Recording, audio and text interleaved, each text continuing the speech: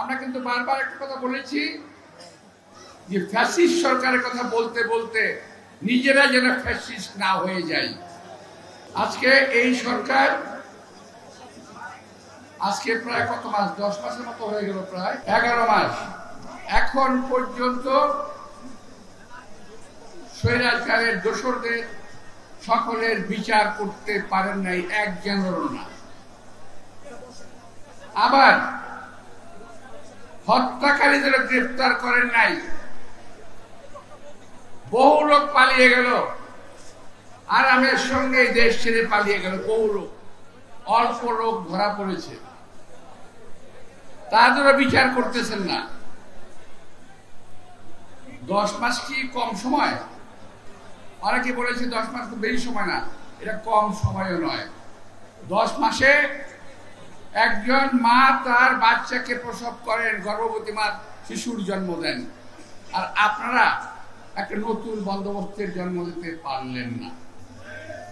পেরেছেন অবশ্যই, শহীদদের রক্তের বিনিময়ে আজকে কি পেরেছি আমরা? অনেকে আমরা টাকার কুমির হয়েছে। যাদের ঘরে একসঙ্গে খাওয়া ছিল না, তারা কিছু খাওয়া পাচ্ছি।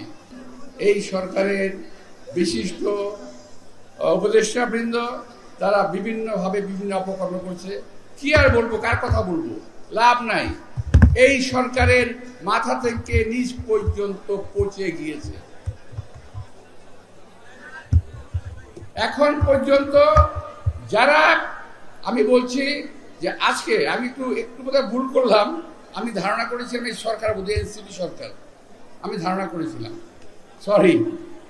তো হ্যাঁ, অবস্থার দৃষ্টিতে মনে হয় এই সরকার বোধহয় এনসিপি সরকার।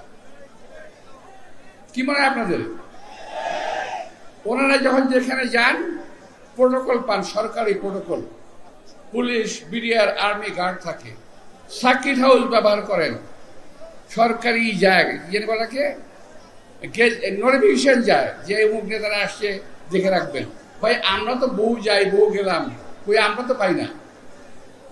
আমরা তো মন্ত্রী ছিলাম বহুদিন, ঢাকা শহরের মেয়রও ছিলাম, কই আমরা তো পাই না। তো আজকে কারো গীবত দেওয়ার উদ্দেশ্যে বক্তব্য নয়, শহীদদের স্মরণে বক্তব্য। আমি খেয়াল করলাম যে কিছু কিছু নেতৃবৃন্দ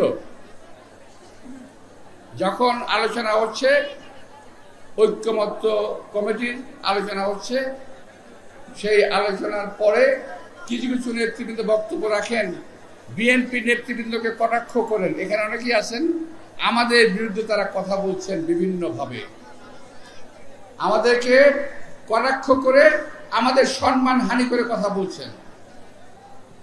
যাদের 5ই আগস্টের আগে জীবনেও কোনোদিন মাঠে দেখা যায় না, কখনোই না। আমরা 17 বছর, অনেকেই বলে কিন্তু আমার বন্ধুরা, আমার সহকর্মী জবাব দিয়েছেন, অনেকে বলেন 17 বছর কোথায় ছিলেন? আরে ভাই, 17 বছর কোথায় ছিলাম? এখন যদি আমি কাউকে জিজ্ঞেস করি, এখানে আমি যদি কাউকে জিজ্ঞেস করি, সে বলবে 17 বছরের মধ্যে এত বছর আমি জেলে ছিলাম, এত বছর পলাতক ছিলাম, এত বছর আন্দোলন করেছি, রাস্তার রাজপথ কাঁপিয়েছি বাংলাদেশে। 17 বছর রাজপথে আন্দোলন করার ফলেই সরকার ভঙ্গুর হয়েছে, দুর্বল হয়েছে।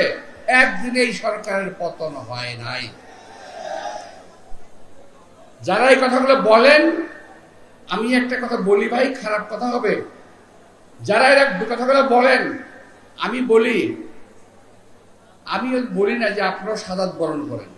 আপনাদের গায়ে তো একটা গুলিও লাগে নাই, আপনাদের পায়ে তো হোঁচট খাওয়ার চিহ্নও তো নাই যে আপনারা হোঁচট খেয়েছেন। আপনাদের গায়ে গুলি লাগে নাই কেন? আপনারা সহি সালামত রইলেন, এতগুলো লোক শহীদ হলো, তাদের বিচারও করতেছেন না। আবার তাদের এক বোন বলে গিয়েছে এখানে পরিষ্কার ভাষায় যে তাদের খোঁজ খবর নেওয়া হচ্ছে না। শহীদ কি শুধু খবর কয়েকজন লোক হয়েছিল? এই যাত্রাবাড়িতে যারা শহীদ হয়েছে তাদের বাসায় কয়জন কবার এসেছে? যদি সরকার ওদেরকে সাহায্য করতে না পারেন, পরিষ্কার করে বলে দেন বিএনপি নয়, বিএনপির বহু নেতা কর্মী প্রস্তুত আছে তার দায়িত্ব নেওয়ার জন্য। বহু নেতা কর্মী প্রস্তুত আছে তার দায়িত্ব নেওয়ার জন্য। সুতরাং সব শহীদদেরকে এক চোখে দেখতে হবে। বৈষম্য বিরোধী আন্দোলনের কথা বলে এখানে কেন বৈষম্য করছেন, এটাও আমার একটা প্রশ্ন থাকবে। বিশেষ বিশেষ বাড়িতে যাবেন, বিশেষ বিশেষ লোকের সঙ্গে কথা বলবেন, আর কারো কাছে যাবেন না, এটা তো হয় না। প্রিয় ভাইরা, আজকে আমি নির্বাচন নিয়ে দু একটি কথা বলতে চাই। এটাও এই আন্দোলনের ফসল। নির্বাচনের কথা আমরা প্রথম থেকে বলে আসছি, নতুন কিছু নয়। তখন থেকে আপনারা বলছেন নির্বাচন করা যাবে না। আরে ভাই, নির্বাচন করা ছাড়া দেশ চালাবেন কিভাবে? আমি তো বুঝতে পারি না। নির্বাচন নিয়ে তো গড়িমসি কেন আমি বুঝতে পারি না। আমি একটা জিনিস বুঝতে পারি, জাস্টিস ডিলেড, জাস্টিস ডিনাইড।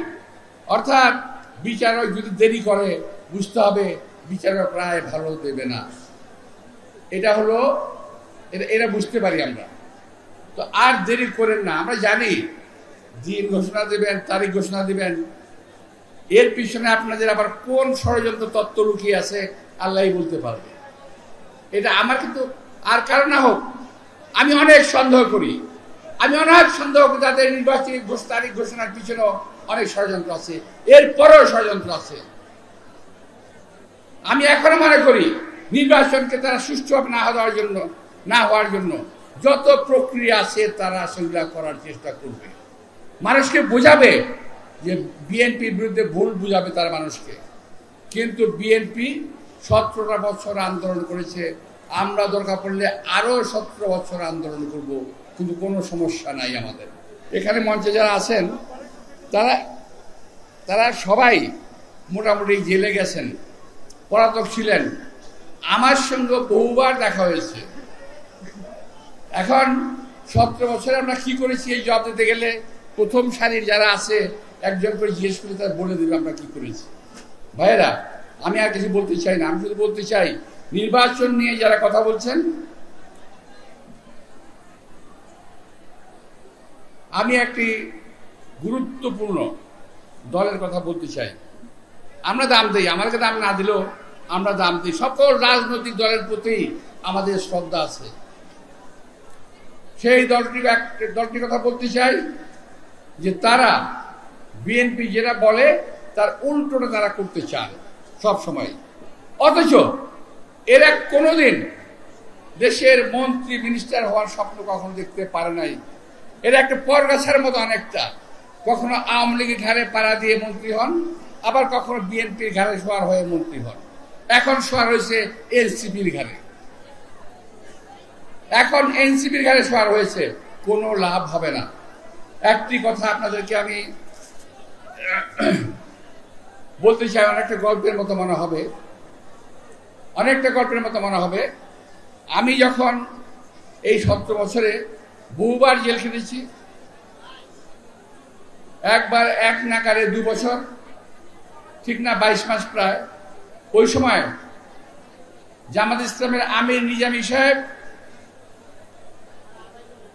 তারপর সেক্রেটারি জেনারেল সাহেব মুজাহিদুল ইসলাম,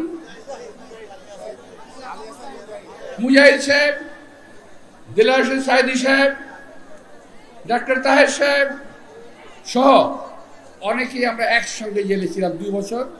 2 তারাবির নামাজ জেলখানায় পড়েছি।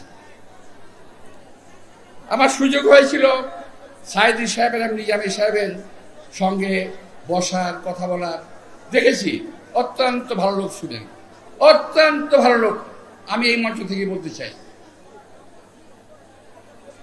আমি একদিন মুজাহিদ সাহেবকে জিজ্ঞেস করলাম যে ভাই 8 তারিখে নির্বাচনে কেন গেলেন? ওই যে 1/11 পরে 2008 সালের নির্বাচনে কেন গেলেন আপনারা বলেন তো? মুজাহিদ সাহেব ক্ষিপ্ত হয়ে গেলেন, এই ব্যাপারে আপনার সঙ্গে কথা বলা যাবে না। আমি বললাম যে না, আমার সঙ্গে কথা বলতে হবে। আপনারা কেন গেলেন? 2008 সালের নির্বাচনে দেশনেত্রী বেগম খালেদা জিয়া সঠিক সিদ্ধান্ত নিয়েছিলেন, উনি নির্বাচনে যেতে চান নাই। কিন্তু মুজাহিদ সাহেব এবং জামাত ইসলাম জোর করে নির্বাচন বিএনপিকে নিয়ে গিয়েছিল। এটি ছিল একটি ভুল সিদ্ধান্ত।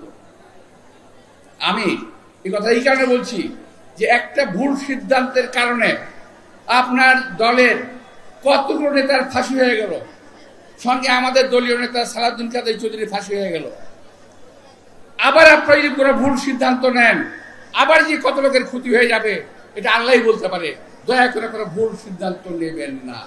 এই কারণেই আমার এই কথাগুলো বলা। আপনারা বলছেন একটা সিদ্ধান্ত নিয়ে যাচ্ছেন পিআর পদ্ধতি, বলেন পিআর পদ্ধতি। আমি যদি এখন এখান থেকে হাঁটি, এখানে তো মনে হয় কয়েক লক্ষ লোক হবে, আমি তো দেখছি না, শেষ পর্যন্ত দেখা যাচ্ছে না, অনেক দূর। তো আমি যদি যাই, কাউকে যদি প্রশ্ন করি পিআর পদ্ধতি কি, আপনাকে জানেন, চেনেন, বুঝেন, শুনেছেন? আচ্ছা বলেন তো ভাই, পিআর পদ্ধতিটা কি? যারা জানেন হাত তুলেন।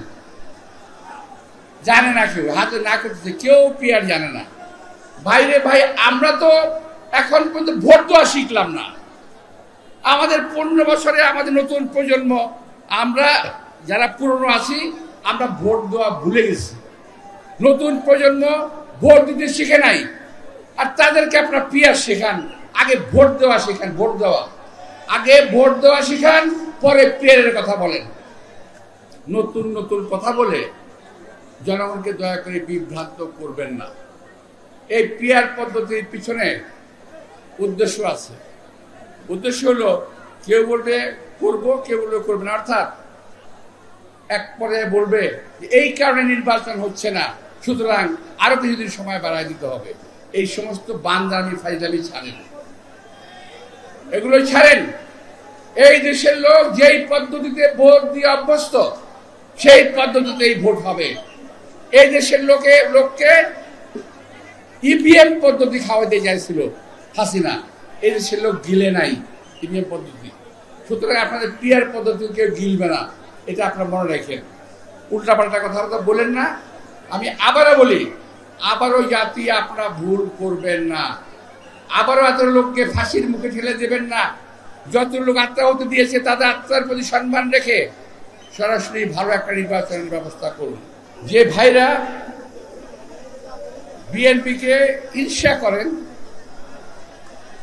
তাদের উদ্দেশ্যে বলছি, বিএনপিকে ঈর্ষা করে কোনো লাভ নাই। শহীদ জিয়ার প্রতিষ্ঠিত দল, দেশনেত্রী বেগম খালেদা জিয়ার লালিত দল এবং আমাদের নেতা তারেক রহমানের পালিত এই দল, এই দল আল্লাহর রহমতে জনগণের অনেক ভিতরে পৌঁছে গেছে। এই দলকে সহজেই নড়ানো যাবে না। যদি কেউ বিএনপিকে একেবারে এমন সব কথা বলেন বিএনপি সম্পর্কে, এই সমস্ত কথাগুলো কিন্তু বিএনপি কর্মীদের গায়ে খুব লাগে। আমরা রিয়াকশন দেই না, দিতেও চাই না। আমরা বলছি যথাযথ নির্বাচনের কথা।